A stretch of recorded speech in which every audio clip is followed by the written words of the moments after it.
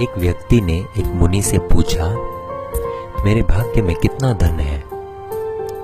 मुनि ने जवाब में कहा, 1 रुपया रोज तुम्हारे भाग्य में है। व्यक्ति बहुत खुश रहने लगा। उसकी जरूरतें 1 रुपये में पूरी हो जाती थी। एक दिन उसके मित्र ने कहा, मैं तुम्हारे सादगी जीवन और खुशी देखकर बहुत प्रभावित हुआ हूँ और अपनी बहन की शादी तुमसे करवाना चाहता हूँ।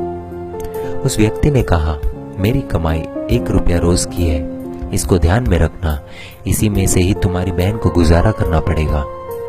मित्र ने कहा, कोई बात नहीं, मुझे रिश्ता मंजूर है।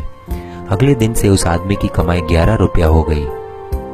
उसने मुनि को बुलाया और कहा, हे मुनिवर, मेरे भाग्य में 1 रुपया लिखा है, फिर 11 रुपए क्यों मिल रहे हैं? मुनि ने जवाब में पूछा, तुम्हारा किसी से रिश्ता या सगाई हुई है क्या?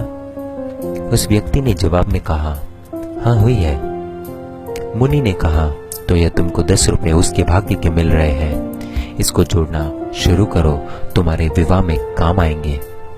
शादी के कुछ दिनों के बाद एक दिन उसकी पत्नी गर्भवती हुई और उसकी कमाई 31 रुपए होने लगी।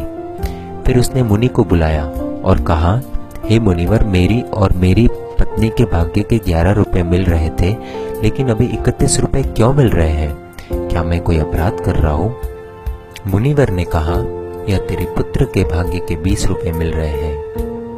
हर मनुष्य को उसका भाग्य मिलता है।